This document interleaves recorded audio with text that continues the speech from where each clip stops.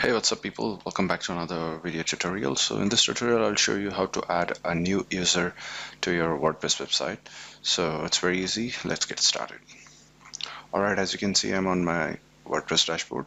Just go to users and select add new user. And here you have to create the user, their username. I'll give the username, and then email ID is required for the password reset and all the other communication. You can set the name here. I'll mention the name, first name and the last name. And if you want, you can give the website. And here you have to set up the password for this user. And once this is done, you have to assign a role. So you have a list of roles here. You can make him the shop manager, or let's say you want to add a new admin. You'll click on administrator and click on add new user.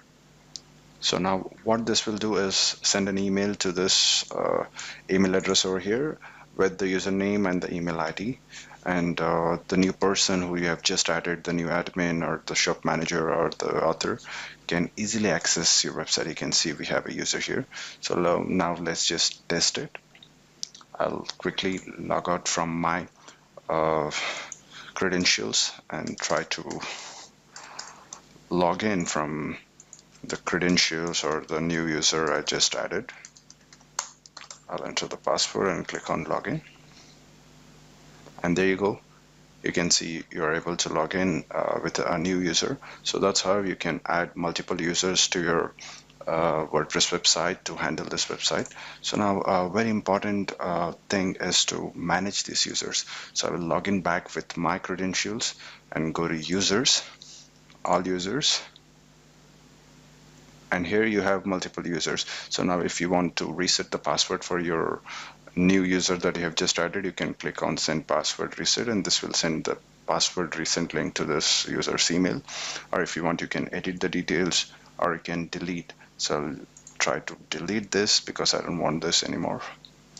And while deleting, it will ask you whether you want to delete all the content posted or the changes made by this user. It's better to go for this option. But because we don't have any content from this user or any changes from these users, I'll click on delete all content and confirm deletion.